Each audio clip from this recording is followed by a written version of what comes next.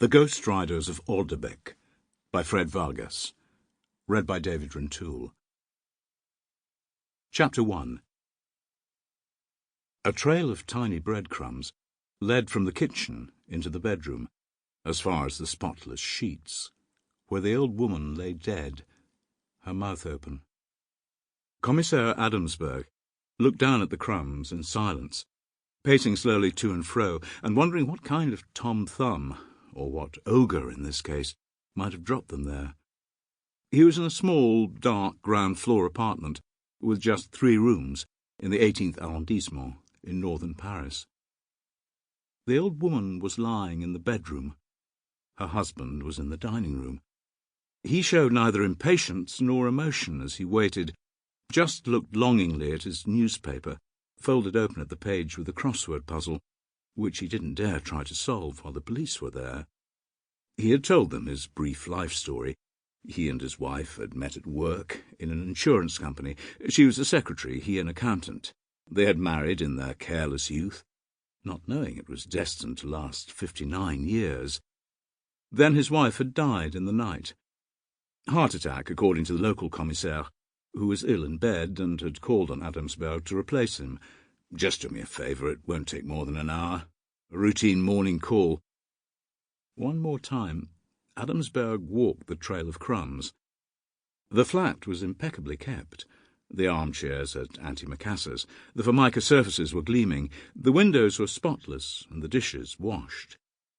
He went over to the bread bin, which contained part of a baguette, and a large half-loaf, wrapped in a clean tea-towel, and hollowed out in the middle. He returned to the husband sitting in his armchair and pulled up another chair alongside.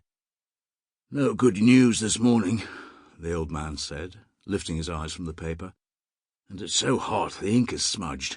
Still, here we're on the ground floor. It's a bit cooler. That's why I leave the shutters closed. And you have to drink plenty. That's what they tell you."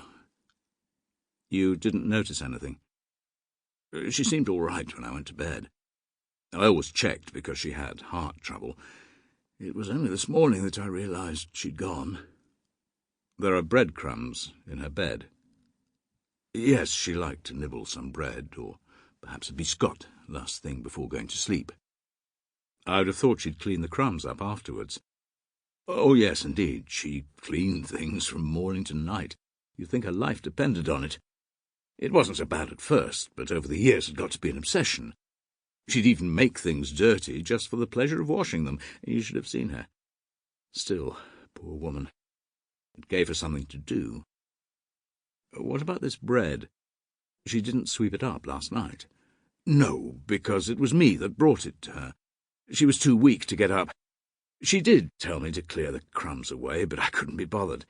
She'd have done it in the morning. She turned the sheets every day. What for, I couldn't tell you." "So you brought her some bread, then you put the rest back in the bread bin?" "No, I threw it in the pedal bin. It was too hard, she couldn't manage it.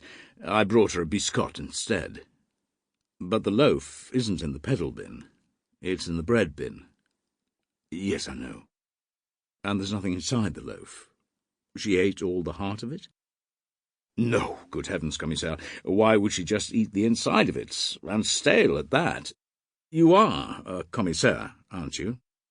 "Yes, Jean-Baptiste Adamsberg, Serious Crime Squad." "Why didn't the local police come?"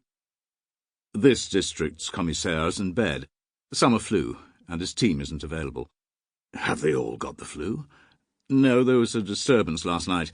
2 dead, 4 injured, all because of a stolen scooter. What's the world coming to? Still, this heat, it gets to people. My name is Tuyau, monsieur. Tuyau. First name Julien. Accountant, retired. For the insurance company ALLB. "Yes, I've got a note of that." "She always nagged me about my name. Tuyau. She thought her maiden name was nicer. Koski. She was right, I suppose. I thought you must be a commissaire to ask questions about the breadcrumbs. Your colleague up here, he's not like that." "You think I'm making too much fuss about the crumbs?" "Oh, you just do whatever you want, monsieur. It's for your report. You have to have something to write on the report, I understand." Sample complete. Ready to continue?